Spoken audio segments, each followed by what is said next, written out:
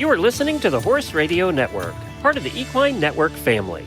What a beautiful day for horses in the morning.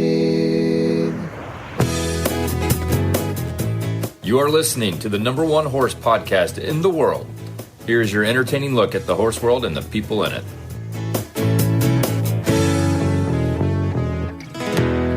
Well, good Monday morning, everybody. I am Glenn the Geek back in Ocala, Florida.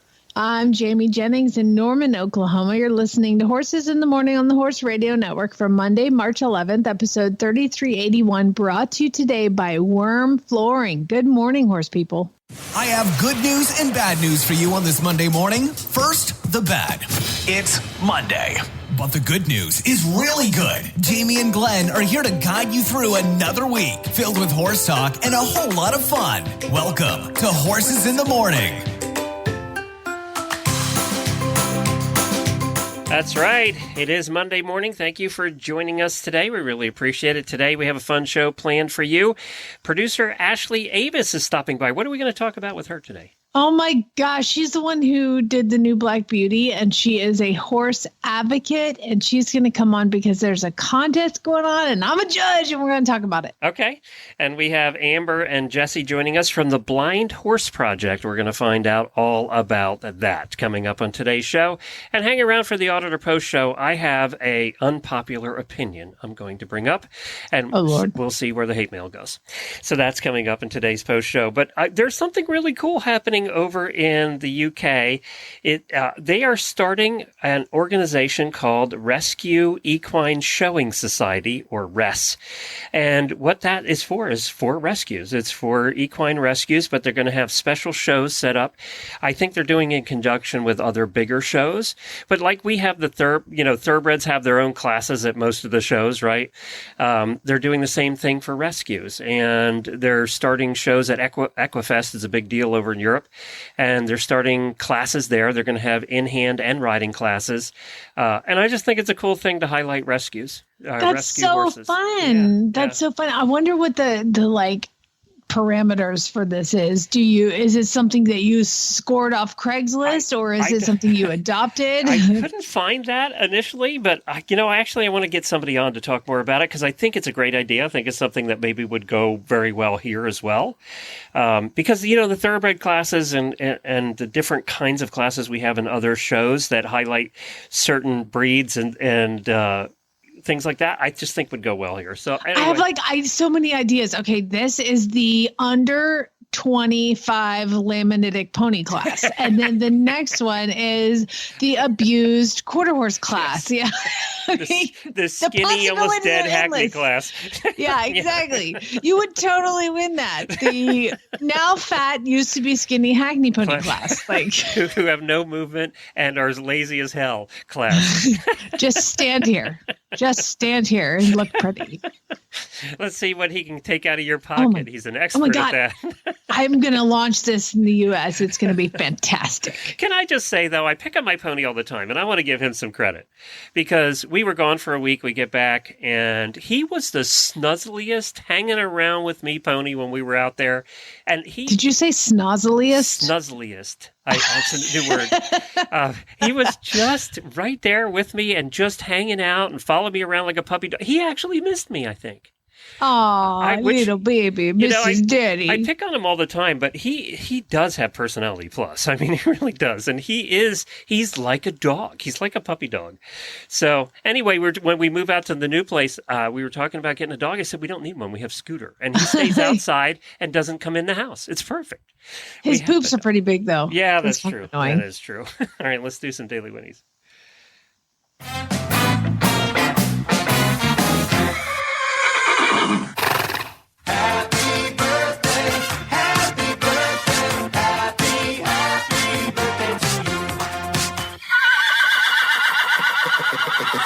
Happy birthday to longtime auditor Rachel Wallace and host of Adulting with Horses, Natalie Keller-Reinhardt. Happy birthday to both of you. Also, thank you to Ashley for filling in on Friday.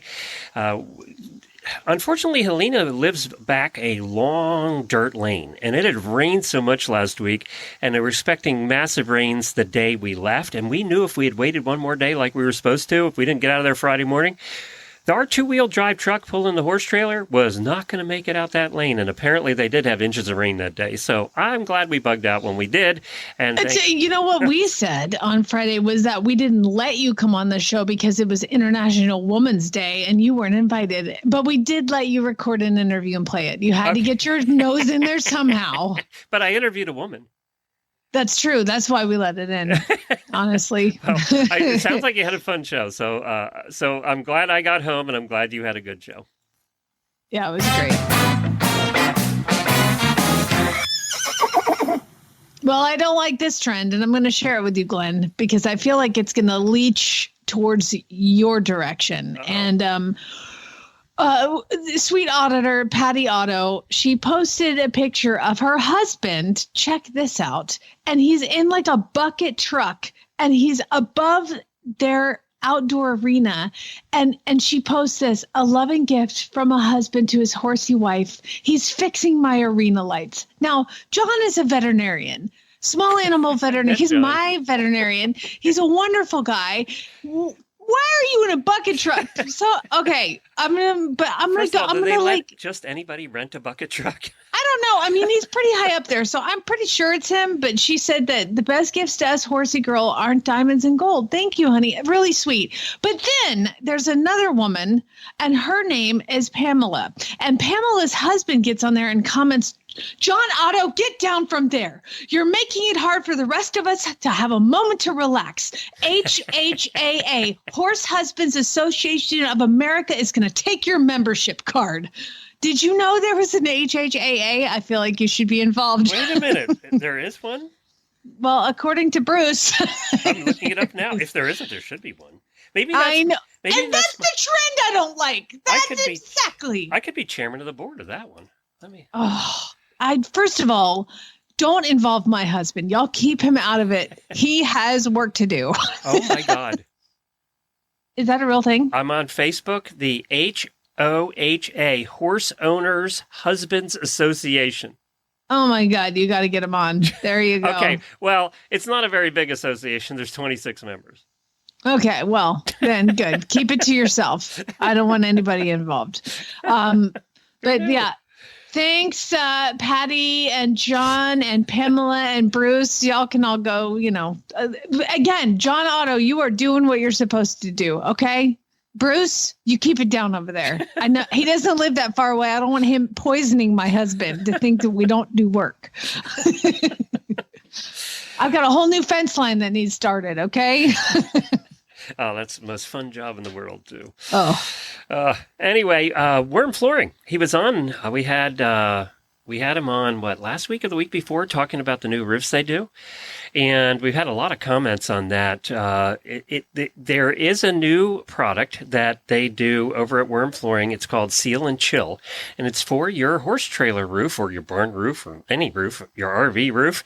And what it does is it helps seal the roof to stop leaks before they start. And it reflects back nearly 90% of the UV rays, keeping your trailer barn up to 60 degrees cooler on a blistering day. I really want to get this done because in Florida, I'm feeling like that would make a big difference in the trailer. With as long as it's taking to get this whole health thing settled, we might be living in our trailers. So they need to get this done. So, you can, this is really cool. We learned so much about it. It's $7.50 per square foot. Now, it's different dealers than do the WERM Flooring. So go to wormflooring.com to find a dealer near you. I wonder what it looks like. Does it look like somebody poured a bunch of tar on your roof? Or there's pictures on the website on wormflooring.com, and it just looks clean and pretty. And apparently you can get up there and you can pressure wash it off and pressure wash, because ours get all moldy here. And you can pressure wash it and all that kind of stuff. I tell you one thing we did do. In the new barn at the new place, we made it tall enough that we can park the trailer underneath the roof so that it can be out of the sun, because that's what kills everything here. It's just sitting in the sun. Like Oklahoma, I'm sure. Same thing there. I'm looking it up right now. I'm trying to find a picture. Yeah. It's just white. It looks great because it looks finished. There's no bumps or gaps, and it goes over the whole roof, whether it's aluminum roof, whatever your roof is. Apparently, you said you can put it over anything, which was kind of surprising. But well, they did my Sooner trailer, and my Sooner trailer has an aluminum floor, and somebody brought a horse yesterday for training and dropped it off, and they had a Sooner trailer too. And I was like, oh, what kind of floor do you have? And then, of course, I take him over, and I'm like, this is a WERM floor, and this thing is great. You need to look at it, because I was like, actually, I started the conversation like, do you guys have aluminum floor? Yes.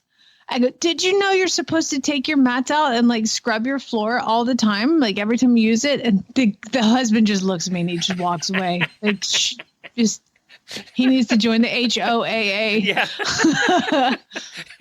He went to buy a membership that day. He hates you now. He was number 26 on that Facebook page. All right, coming up next, we have Amber and Jessi. They're joining us from something called the Blind Horse Project, and we're going to learn all about that. So, Jessi, welcome to the show. Tell us, what is the Blind Horse Project? Hi, thank you for having me on the show. So the Blind Horse Project is a community-based effort to bring more awareness to the fact that when our horses go blind, it doesn't have to be the end of the line for them, that they can be rehabilitated and brought back into work.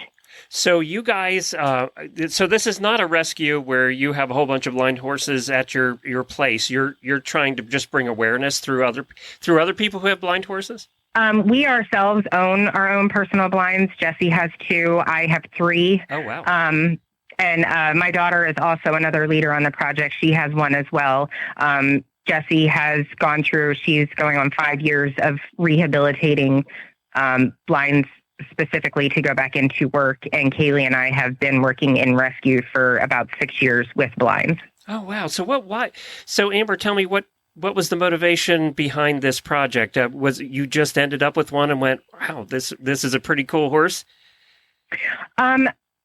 So after owning them for several years, it was an everyday occurrence. Like, a blind horse to me was just another horse.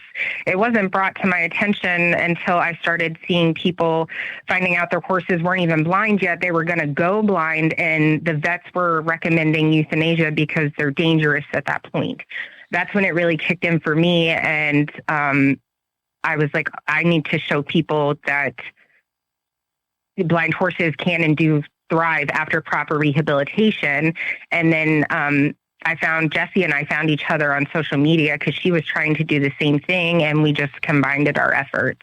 Jessi, what does it take? You're talking about rehabilitation. What does that mean for a blind horse? Well, rehabilitation, honestly, it's pretty simple overall. For the gritty details, I will refer people back to getting in contact with us directly. We really want to encourage people to really seek out the Blind Horse Project when they're rehabilitating a blind horse, because the average person just does not have the experience with it that we do. But in general, a lot of people have found success, and rehabilitating in the beginning stages, it's as simple as making sure your horse has solid fencing around them, and then keeping their food and water in one place, and then adding a buddy if they're anxious, like a low, like older horse or a smaller horse that's just low key, low mood. Are they like humans? Do they learn to get around their space and not hit things?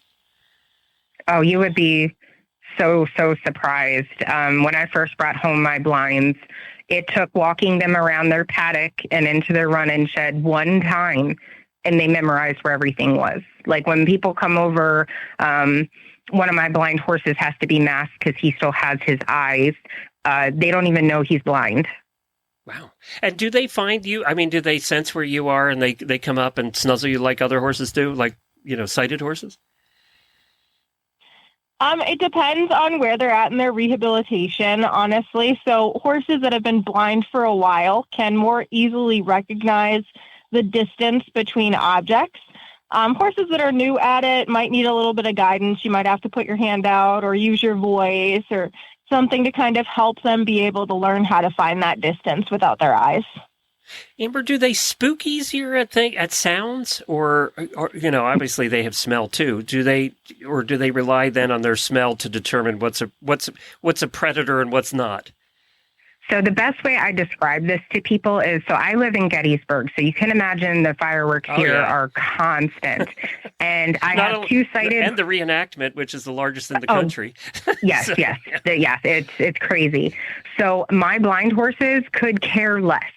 My sighted horses freak out. They're like, oh my gosh, what's that? And I'm like, guys, this is, we see this every year, multiple times a year. My blind horses are so desensitized to things, they rarely ever spook. The only thing that I find, and Jessi might have a different perspective on this, the only thing I find kind of disorients them is when the winds are very heavy. They kind of, they can't hear the sound bouncing off things as well, but they don't, it's not even like they're spooky. They just, you can tell they're a little bit more uppity trying to find where things are.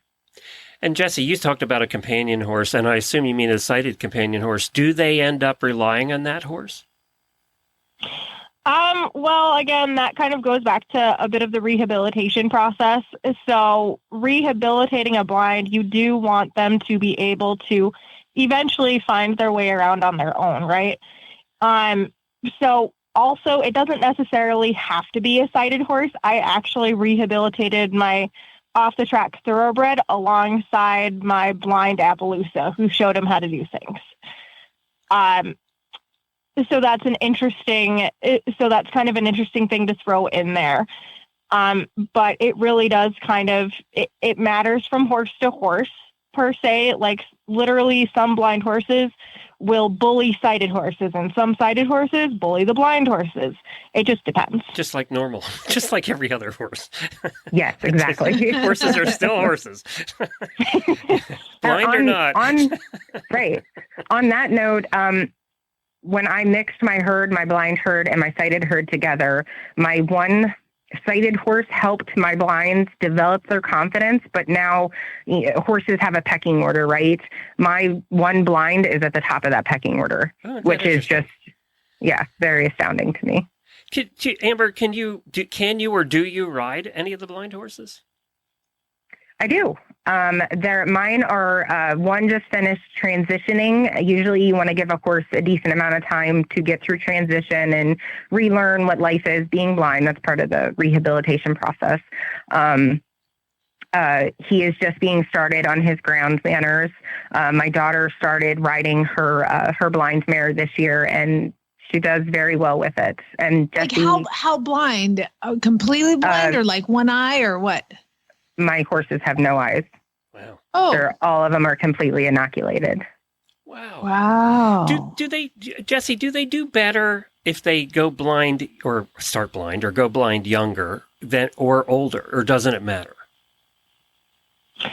So the horses that I have seen that have the easiest time with it later on in life are the ones that are born blind. Those horses, when you come into the pasture, are the ones that are able to run over a vary of terrain, up and down hills, over logs, etc. Like, it's just honestly amazing. I have not met an older horse that cannot transition successfully to being blind, despite having X amount of years being sighted. But you can definitely tell who has been blind longer, if that makes sense, because there's a type of balance issue that they have to work with too, because they're very sight orientated animals. So a lot of my training process, when I took in horses from rescues to rehabilitate them, a lot of it was literally helping them learn how to rebalance themselves, learn where their feet are, that kind of a thing, when they were ready for it within the rehabilitation process.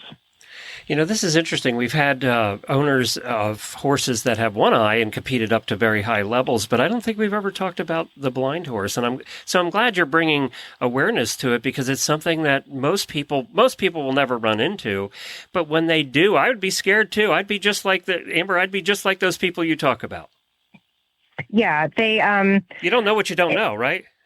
Right, exactly, and that's fine. I just want to see more people, instead of automatically going to euthanasia, giving these guys a chance. So once a horse goes blind, we found that, at least I have, and I think Jessi has too, once they go blind, there's no saving the eye. And so once you have inoculated, the pain that goes away once they're gone, they're like brand new horses, and they're thriving to want to do a job. And it's so amazing to see that come out of them once the pain is gone. People just, they need to learn that when their horse is going blind, keeping them in the same environment is what's best for them. Yeah, and then not we are moving here the furniture around the house, right? Exactly. Yeah. Yes, exactly. Yeah. And that's why we're creating this program as well, for people who are like, okay, I want to do this. I want to give this horse a chance. We can come in and show you how to properly rehabilitate them, and they can still go on, especially if they were competing horses before, to continue to do their job. I think this is fantastic, and it's obviously something that was needed because nobody was doing it, and I'm glad that you two are out there doing it. I had no idea. So how can people find out about it or get in touch with you if they have a horse that's going blind, or they know, by the way, listeners, if you know somebody that has a horse that's in this situation, then put them in touch with them as well. Well, you can actually find us over our social medias. So we have the Blind Horse Project on Facebook. We have a TikTok that's labeled that. We have Instagram, and we have YouTube as well. So you can message us on any of those platforms, and we'll get back to you. This is fantastic. I'm going to put those links in the show notes as well. Thank you for joining us today and making us aware of something that most of us had no idea about. I really appreciate it. Thank you, guys. We really appreciate it, too. This is amazing. All right. Bye, guys. Bye. Bye. Cut there. Good job. That's incredible. Yeah, this you is just amazing. ride them. I know. Again, we've talked about one-eyed, but we've not talked about blind. So and we've been doing this a long time. So this is great. It happens a lot more than people think. It really does. The reason that you don't see it is because the horses are euthanized right away. Yeah. Well, hopefully we can get a few less that are euthanized now. That's the goal. Ashley will send you a link. This will come out in a couple hours, and she'll send you a link to it if you want to share it. Feel free.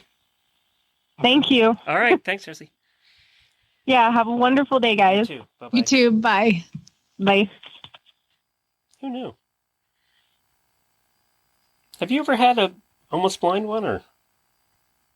So, let me just knock on wood first, but Monty won't train one-eyed horses. He just says it's just too the liability for you as the trainer is too great, because in court they would say, and he's been to court for this, he's done everything. They ask, is this the safest horse you could give her? And the answer was, of course, no, because it's half blind. I guess if so somebody has them in the yard and they're doing it to themselves, then it's a different yeah, story. exactly. Yeah. So I can understand that. I was trying with that eyeball horse, but he had to be put down. Yeah. All right. Why don't you do Cosequin, and then we'll introduce Ashley. Okay. 3, 2, 1.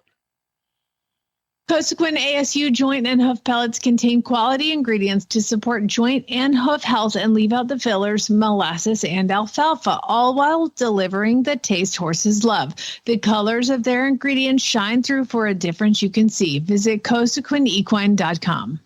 Our next guest is somebody you've known. Did you meet Ashley Avis on our show? Was that how? She came to the movement several years ago, Monty Roberts, and talked about her time with the wild horses, because when she shot Black Beauty, there was a lot of it's a Mustang themed Black Beauty, and I was totally like, this is never going to work, and then I watched it. I was like, God, that was so good. So she spent so much time with the Mustangs and ended up watching these roundups with the helicopters and everything, and a passion grew out of that to save the wild horses. And so she's got a new documentary called Wild Beauty. She ended up adopting 2 of the horses that are still at Flags Up. I don't know. Every girl that loves animals is a horse person. So we'll just it's probably inherent. I don't know if in LA that was her growing up. We'll have to ask her. But so she's a beautiful soul and a wonderful, warm person. So we'll see what she's up to. All right. Well, we've got Ashley on the line. Hi, Ashley. Thank you so much for joining us. Thank you so much for having me. Good morning. Are you in LA right now, or are you in DC?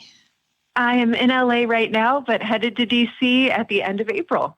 Gotcha. We just were talking about you before you came on, and we have to ask, did you grow up with horses, or is this something that I know you're an animal lover through and through, but is this something that just struck you when you were filming Black Beauty to have this horse bug? Actually, no, I did grow up with horses. I was a hunter jumper when I was a young person, as a kid into my teens. So I very much was a horse girl. And yeah, but horses came back full circle with writing and directing Black Beauty. Oh, God. Okay. I knew it. I knew she was a horse girl.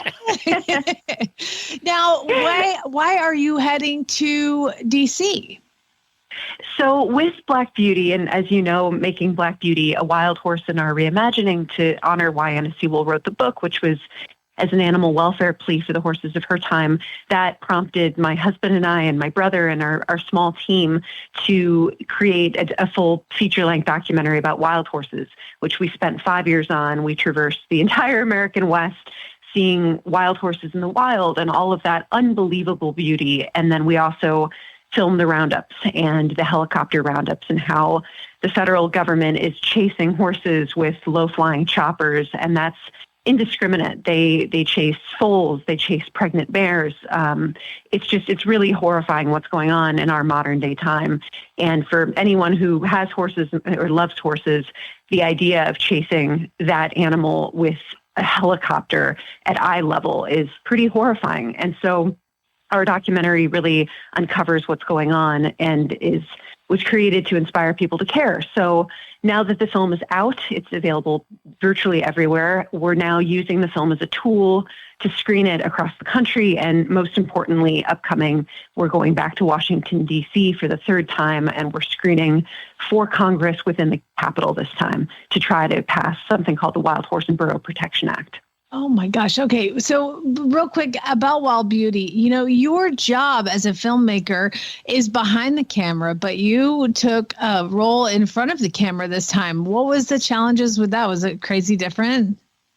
It was very different, and it wasn't intentional. It was interesting. The documentary really showed us where it wanted to go over the years of creating it. And initially we thought we were going to set out to create an indie planet Earth about wild horses. And over the years, we became bolder. We started asking harder questions of the Bureau of Land Management and the helicopter contractors. And so as it became, and my background is in journalism, as the film became more unintentionally and surprisingly journalistic, because it needed to start going that direction, it just started to shift. And the big shift happened when we went undercover in Texas, and we wore button cams and do auctions where wild horses and domestic horses, thoroughbreds, Arabians, everything under the sun, donkeys are flipped into the slaughter pipeline.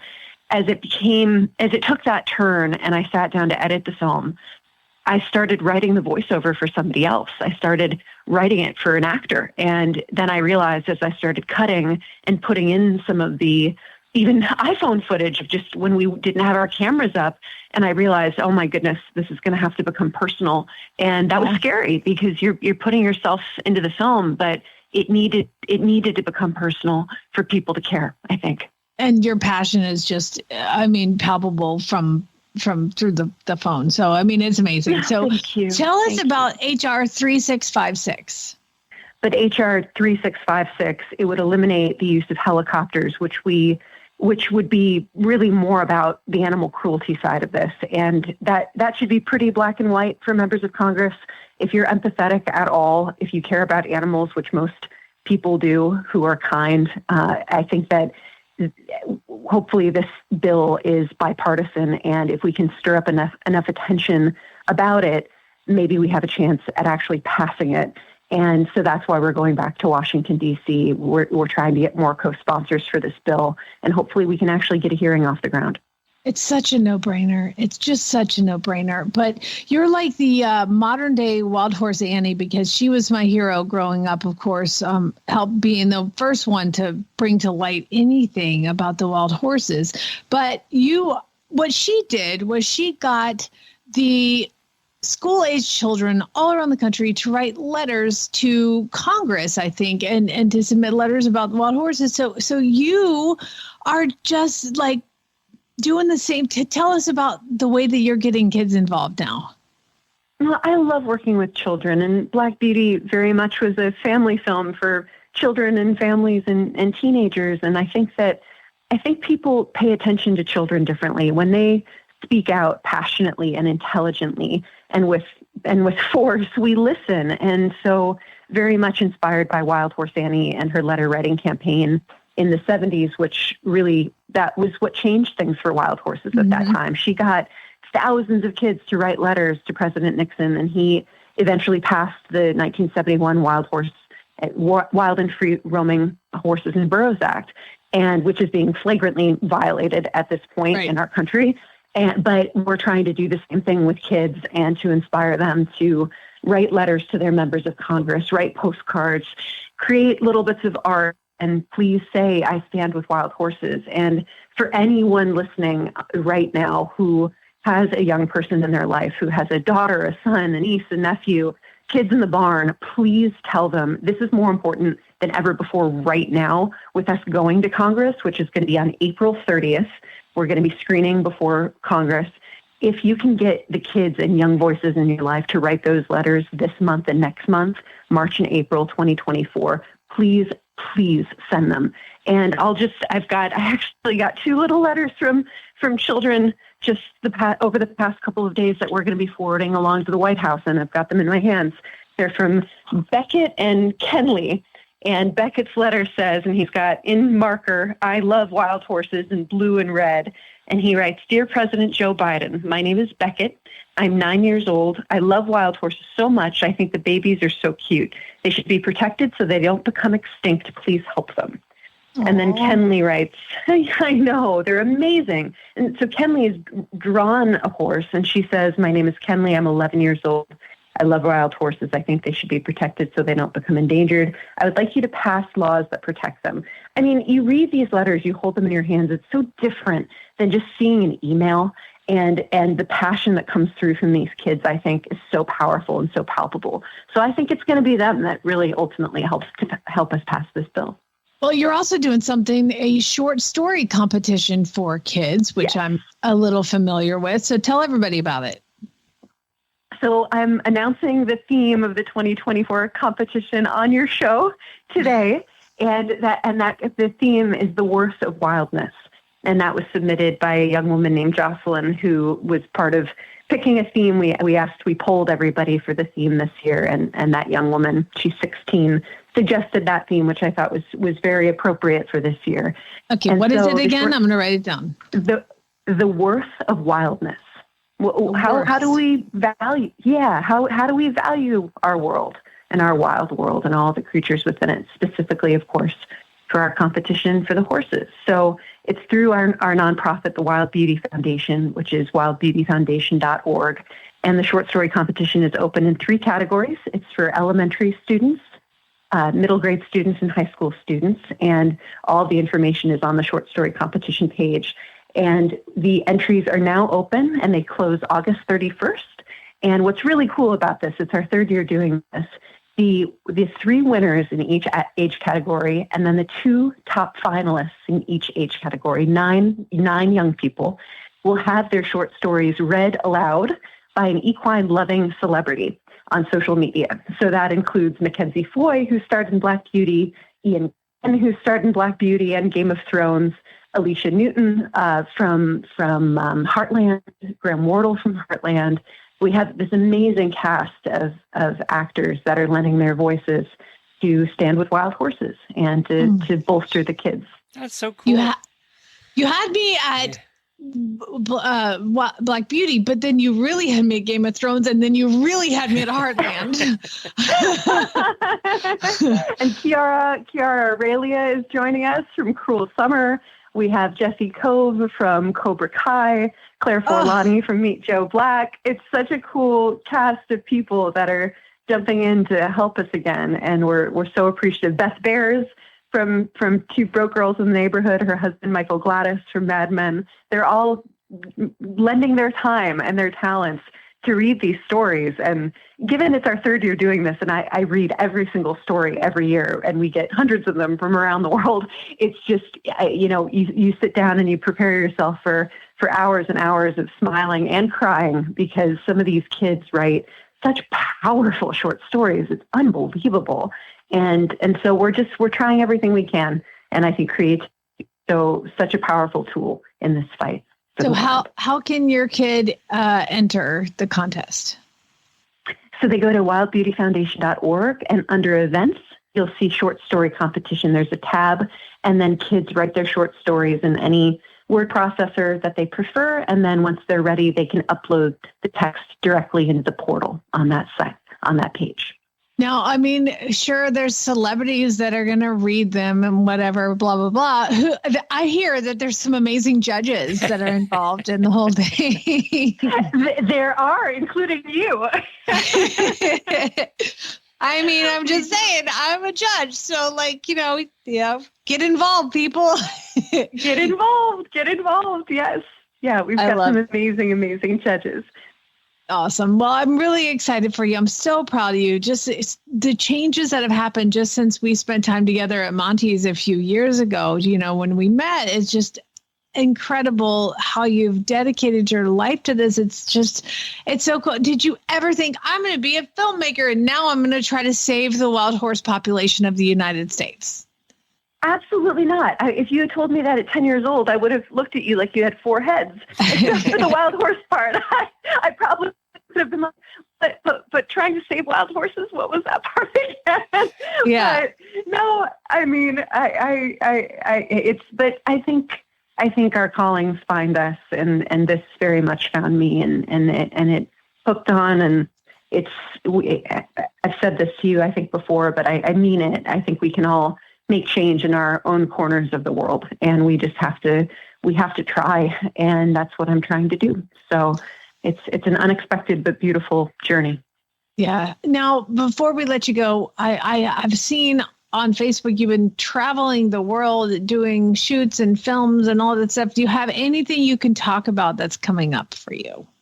I can. So we actually just last week we wrapped up a film called The Lamb, which we shot in the Middle East, and it's about a little boy who's 8 years old, and he lives on a farm with his family, very poor, and his mother dies of cancer, and it creates this rift between him and his father. They don't know how to talk to each other. But one day a storm rips through the village, and a flock of sheep get hurt, and this pregnant ewe gives birth to a little lamb before she passes away. And this little boy saves the little lamb, and he ends up running away from home and sets out across an adventure over the Arabian desert, trying to bring the lamb to the capital city of what's called Riyadh. And he thinks that if somehow he makes it to Riyadh, which is kind of Oz is in his mind, he'll save the lamb that he loves. So it's a story about family and animals and animal empathy and connection. And that film, we just finished it after about 2.5 years of production and post, and that'll come out later this year. So we're very proud of that. And then another film that I'm working on. Yeah, exactly. Well, when you see the lamb bouncing around the desert, you're definitely you'll chuckle. She's so cute. But yes, it has levity and lightness. But it's a beautiful film about family with some heavier themes. And when you see this little 8-year-old boy's performance, his name is Aziz. He is just spectacular. I mean, he was just amazing to work with. Don't the kids offer a whole new set of challenges though as a director? Of course they do, but in some ways, I mean, of course they do. But then you find these magical kids like Aziz, where I mean, we looked for months for this little boy to play this role, because I mean, he has to break down and cry in the middle of the desert. His stamina for a shoot like that. And this young man came into the audition room, and it was the 11th and a half hour. We were shooting, I think, in 10 days, and we hadn't found him. And he came in and he read one scene, cold read this scene, which means he hadn't prepared it. He got the lines right before he walked in the door, and he fell to his knees and started crying, reading these lines. And I'm in the room with 15 other people. We're all looking at each other like, oh my gosh. But then he left. He had a commercial job. So he was supposed to come back in. It was like finding Cinderella. We all said, where did he go? I can't imagine how kids remember the lines. It's hard enough for adults to remember the lines. How do kids remember the lines? It's just amazing. And it just takes a really special young person, especially at that age. I love that age too. It's the age that some of my mentees are in that age range of like 8 to 10, 12. But he's just a really special young person. Just brilliant, truly brilliant. And wait till you see his performance. We found Harry Potter. We were joking that it was like the Harry Potter search. I was going into schools, literally interrupting classrooms, looking for him, and we finally found him. And so there's that film. And then obviously the Oscars were last night, and Oppenheimer really swept the world, and it won Best Picture. And the producer of that film, Chuck Groven, is actually producing my next movie, which is a reimagining of the classic Wim Wenders story, City of Angels. So I'm extremely excited that he took home an Oscar last night, and he produced the 1998 version of City of Angels with Nicolas Cage and Meg Ryan. Yeah. And you're he doing that a with his new one of those? late wife. Yeah. Oh, we are. You just love to make me cry. What is going on? Ashley. That's awesome. Well, congratulations to him. Congratulations to you. All the kids get entered. You can go to the website, wildbeautyfoundation.org. And if you just Google Wild Beauty, if you haven't seen this documentary, please do go watch it, because it's hard to watch, but it's also good to watch. You know what I mean? Like, this is, we can't turn a blind eye to this. And that is what you've done, is you put it in front of people's faces. Thank you so much. And it's true. I mean, and for those that are afraid of watching it because they don't want to see horses get hurt, when we made the film, we found it's not made for children, but we found a very balanced line where we don't want people to have to shut it off. You're not going to see horses with broken legs or broken necks. There's a good deal of sadness throughout the pieces of the roundups, but there's also a great deal of beauty, and a strong 14-year-old can watch the documentary. So we urge people to watch it, to understand what's going on, and to pay attention to wild horses, because right now we're really losing them. The Bureau of Land Management has ramped up the roundups. They're decimating herds across the country. They just completely almost destroyed a herd in Wyoming called McCullough Peaks, which was very iconic. I mean, taking away entire families. It's preposterous and cruel what's happening, and we need to stand up and raise our voices and stop it before we lose that wild beauty. So please watch the film. Ashley Avis, thank you so much for coming on. We'll talk to you again soon, maybe to come on to announce the winners of the contest. But thank you so much for being here. Yeah, and give your sweet husband a hug from me, okay? I will. All right. Bye, guys. Thanks for having me, guys. We'll level up your horse's performance this season with choices from Purina Animal Nutrition. From Purina Ultium Competition Formula to Purina Impact Pro Performance and everything in between, Purina has the right option for your horse, including supplements like Purina Super Sport Amino Acid Supplement, Purina Amplify High Fat Supplement, and Purina Outlast Gastric Support Supplement. There are many choices for animal nutrition when you choose Purina, and they're all backed by science. Level up your performance this season and put Purina's research to the test. Ask for Purina at your local feed dealer today. Now, didn't you get some horses? Last week when I was on Wednesday, you were getting horses in, I think. Yes, they came in. They always get here right in the middle of the show. So fortunately, I was able to get these taken care of, and I get down there, and oh my gosh, I'm like, they're giant dinosaurs, like huge. And so there's a horse named Dakamo, and these two have really interesting names. So Dakamo Heat is, I sticked him, and he's not even 4 calendar year. He'll be 4 in May, and he is. Well, let's see.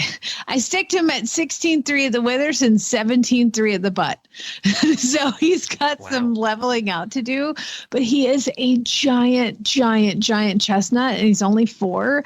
And unfortunately, somebody thought it was good to take this horse, who is this big, and run him at 2. And he never actually made it to a race because he bowed a tendon beforehand. But it's been 2 years now. He's rehabilitated and sound and everything. So he needs a home. But he is just, I've ridden him, like he's totally cool. I mean, he's green because he's a big 4-year-old 17-hand monster, but he's so sweet. Like, I think husband horse. Like, my husband always wants to have a horse that's taller than mine. And this one would fit the bill for any husband that wants a horse that's taller than his wife, because he is a ginormous. I'm going to have one Farm Boy works with.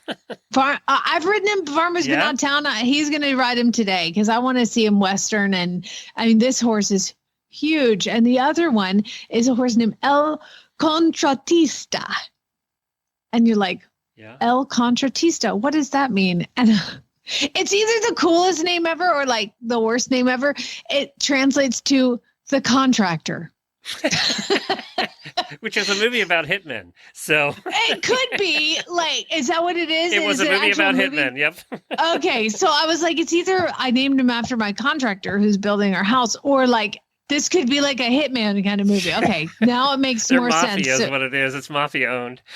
Well, this El Contratista is the contractor, and he is a 16-1, 16-2 hand thoroughbred gelding, and he is totally sound, good to go, ready to go, green as grass. But he's going to be fancy. So I think that he would be great with like a professional who wants a very affordable up and coming project. He's going to be pretty cool. Or if you want to put some time into him and then, rehome him yourself. He's pretty cool. He's pretty fancy. Now, how long do you usually keep him? Well, basically I want to get them to where any sort of like major behavior that they have, like fear of being head shy or loading or anything like that, I want to address that. And I want to be able to walk, trot, canter, and either jump or trail ride, depending on what that is. And so you would think that it takes me to get that, if they're not really, really emotionally scarred, like the last one that came, it'll take me about 10 days to get that. Yeah. Well, that's quick. It's so fun. I get 2 new horses every 10 days, Glenn. It's like the greatest thing ever. I know you keep some of them. If they're slow learners, you keep them a little longer. Yeah. So there's some that have been here up to 3 weeks. I think one was here a month one time, and that's the beauty of the rescue that I work with, Horse and Hound, is she's like, whatever you need. Like a couple times ago, I had a horse and I was like, just so you know, I am training this horse. I'm just not posting about it because I don't feel like it would be very flattering. And she's like, totally trust you. It's fine. So it's just, you let the horse tell you. But usually these guys, they've been with good people and they've been, they're ready to have a job and to work and learn and do stuff. And then some of them are like, I think that humans are terrifying and I don't want to get hit. Or some of them are like, let's do this. Or some are like big for their britches and you need to be like, you can't be a bully. You're too big. So it just all depends on, do you know how many I've done for Horse and Hound now? I counted it. I'm close to 160. What? That's crazy. It seems like you just started doing this yesterday, too. I know you've been doing it for a long time, but time flies. Well, look at my Facebook page. Look, I posted a picture of yesterday. Lucas was taking the shedding blade to Duke. I saw that picture. Then, oh my God. And then I found in my phone, I had to go off. I was like, I know I have one of him little. He's like super tiny. And I feel like that was 5 minutes ago, Glenn. It does seem like 5 minutes ago, actually. All of us that have been around with this show for that length of time are feeling the same way you are when I saw that picture. My God, it's so old. And one girl posted, like, I was at your baby shower. I'm like, oh my God, that's like 5 minutes ago. Seriously. And he's what, 11 or 12? He's 10. He'll be 11 in May. He looks older though. I know. Then I don't like it. His shoes are bigger than mine now. You know how like women, when you like slip on your husband's shoes to walk outside real quick, and you can just slide them on clump. That's my son's shoes now. And I don't like that at all. We got to spend an evening, when we were over with Helena and Buck, Carrie came over. She's one of our auditors and our longest listener. I mean, her and Rhonda. Carrie started with us when we did the Talking Equine show when Helena and I did that in 2006. So that means that we have been podcasting, and this didn't dawn on me. We've had the Horse Radio Network for 16 years, but we started our first podcast 2 years before that. So it's 18 years. And Carrie has been listening that whole time. So it was very interesting sitting there and chatting all night because, she's lived through all of this with us, and you think about that. It's bizarre. It's flattering and bizarre all at the same time. What's crazy is that, the non-horse people in my life, I had lunch with a friend the other day that I haven't seen in a while. And she's like, so you still doing the podcast? How's that going? Like, they're still paying me. Like always my answer. They're still paying me. I don't know what to say. Like, yes, I've been doing a podcast for 14 years. That doesn't sound, it sounds like I'm lying. It does. Sounds like I'm lying. It does sound like you're lying. And when I say I've been podcasting for 18 years, other podcasters, I'm sure are lying, so. Yeah. But we've had a network for 16 years. Can you believe that? Listen, it's just crazy. I'm feeling old. My back's starting to hurt. So Carrie was funny too, and she won't mind me saying this, I don't think. So she's sitting there with Helena and I and Jennifer and Buck, and she's sitting there, and of course, we've spent the week together, Helena and I, Jennifer and Buck, and we kind of talked out everything we're going to talk about. So Carrie shows up that night for and it ended up being us quizzing her about her life. And at one point she said, okay, guys, let's talk about somebody else. I said, well, you're sitting here with a bunch of interviewers who have nobody to interview right now. So you're It's the thing. It's the thing. It's like, I find that sometimes I'm in conversations like I'm doing interviews. It happens more than you and I would care to think. Because I don't want to talk about me anymore. I talk about me enough. Exactly. Well, that's what I said. I said, look, we've talked about our whole lives. You know us. There's nothing we can talk about that you don't know. But we don't know anything about you. So let's start from the beginning.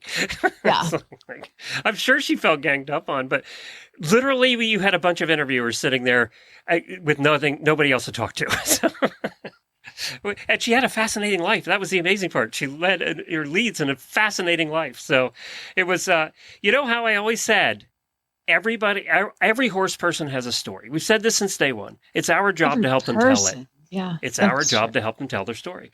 And whether they want to or not, Carrie. Carrie doesn't know that I taped her, and we're going to put it in the post show. No, just kidding. No. I was like, dang, that's savage. Just kidding, Carrie. She now had a heart attack. All right, let's do a post show. What do you say?